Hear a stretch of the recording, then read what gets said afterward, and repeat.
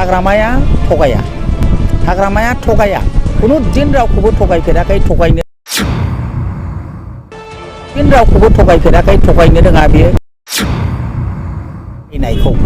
थगायनायखौनो प्रमद बर'आ मावनो हादों आरो बिदि थगायनाय सोलिनाय माने दफा मुफा खोथा बुंनाय एखेबारे बे खामानिखौनो बिथाङा मावनो हादों। औ दा बेयावहाय बेसेबांसिम मोजां खामानि जौगानाय खामानि नुदों? आंथ' खुनु प्रमाणखौ नुवाखै दिनैसिमबो मोनसे जायगा खिन्था नैबे स्कुलखौ जों नुबाय लामा मोनसे देखाय बिथाङा लामा बानायदों होनदों सायाव मेकआप खालामनाय पाउडार खालामनाय खिन्थु फाउन्डेसन हा खोनायनिफ्राय आराम्भ खालामनानै हाखर हाला लुथेनायनिफ्राय खालामनानै बबेबा लामा दोंसेखौ खोन्था जों नैबेखौ मावबाय होननानै बिथांमोनाथ' खोन्थानो हाया। दा बाथ्राया बेनो जे हाग्रामाया जेखौ मावनो हायाखै बेखौ बोसोरथामाव मावदों होनदों। हाग्रामाया थगाया खुनु दिन रावखौबो थगायफेराखै थगायनो रोङा बेयो माने रावखौबो माने दाबि धमखि होननानै खोथा बुङा रायजोनि गोजोननायनि खोथाखौ बिथाङा बुंदों बेबायदि ओरैबायदि ओंखायनो रायजोफ्रा मोजां मोनो बिथांखौ सिम्पोलखौ। दा प्रमद बर'आ हाग्रामा मावनो हायि खामानिखौ मावनो हादों नंगौ माखौ थगायनायखौनो प्रमद बर'आ मावनो हादों आरो बिदि थगायनाय सोलिनाय माने दफा मुफा खोथा बुंनाय एखेबारे बे खामानिखौनो बिथाङा मावनो हादों आरो बिथाङा दिनै बिटिसिखौ सिफायनो नागिरनाय जे षड़यन्त्र खालामो बे जोबोद मुगैथाव आरो बेखौ खुनु दिन खालामनो हाया खारन बे बिटिसिया गोबां जोंनि जोहोलावफोरनि मुंख्लं सहिद आरो साफ्रोमबो बिटिसियाव थानाय हारसा बर' जायखि हारियानो जा मानो बयनिबो गोलोमदै दं बेहाय रायजो राजानि थै दङ बेहाय थै आरो गोलोमदैजों सोरजिजानाय बे बिटिसिखौ जोङो थांनानै थासान्दियाव अलखदाव खोख्लैनानै दोननो हाया। बिपिएफआ पलिसि गैया बिपिएफआ जुदि पलिसि गैयाबा 2003आव जे एकर्ड जाबाय इन्टारिम गभर्नमेन्ट दादों जे 40टा समस्ति मोनबोआखै होनबा आयेनजों बे आयेननि गेजेरजों लाबोनाय 40टा समस्तिखौ हाग्रामा महिलायानो दाफुंदों सिस्टेमजों दायाखैब्ला बे 40टा समस्तिया बोरै फैखो बिनिफ्राय बे 40टा समस्तिनि गेजेराव जे 30टाया रिजार्भ मोनबाया अपेन आरो मोनबाया रिजार्भ फर आदार्स बेफोरखौ सोर खालामा जुदि पलिसि गैयाब्ला बेनिफ्राय मोनब्रै जे जिल्ला दाफुंबाय बे मोनब्रै जिल्लाखौ सोर दाफुंखो दा बे बाथ्रा इउपिपिएलआ जेखि बुङा मानो हाग्रामानि खामानि मावनायाव माखासे सिस्टेम दङ आरो एकर्डनि आयेन बायदि बिथाङा खामानिखौ मावदों। जेनेरेल काउन्सिल फैखांनायनि उनाव 40टा डिपार्टमेन्ट जे मोनदोंमोन 40टा डिपार्टमेन्टनि थाखाय 40टा डिपार्टमेन्टखौ सेटआप खालामदों प्रत्येक महकुमायावनो साब डिभिजनखौ गायसनदों बे 40टा डिपार्टमेन्ट जे फैबाय बिनि अफिसारफोरखौ सेटआप खालामनाय बा अफिसाव जेसेबां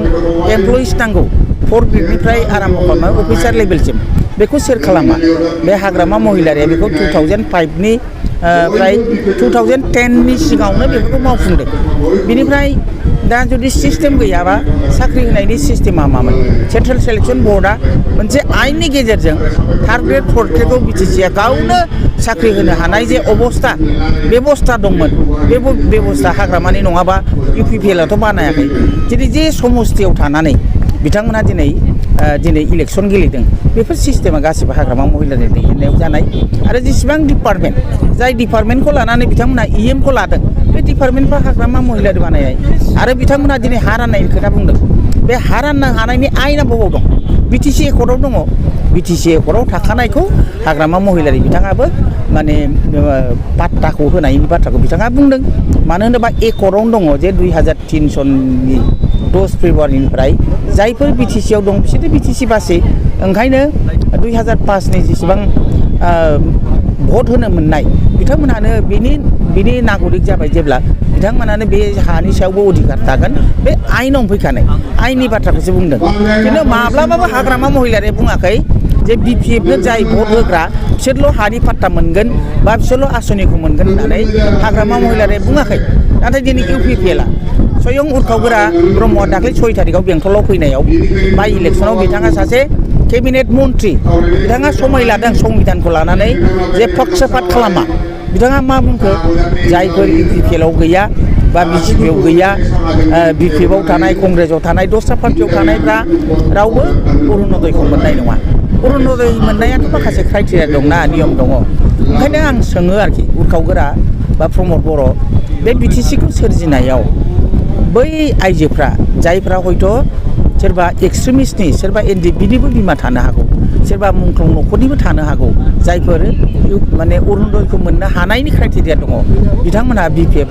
जों थानायखाय बिथांमोनहा मोनला नामा बा बिथांमोनहा दलखौनो खालामाखिसै बिथांमोनहा मोनला नामा होमबा नों जाथिखौ मा सिबिनो नागिरदों प्रश्नआ बे दिनै बिसोरथ' एखेबारे थगायनानै नंखाय माने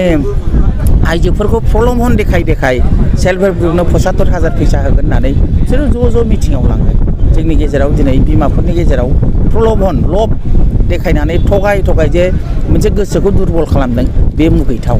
आरो जों बेखौ निन्दा खालामगोन आरो BPFआ माब्लाबाबो खालामनाय नङा आरो जोङो आइजो BPFनि जानानै जों साफ्रोमबो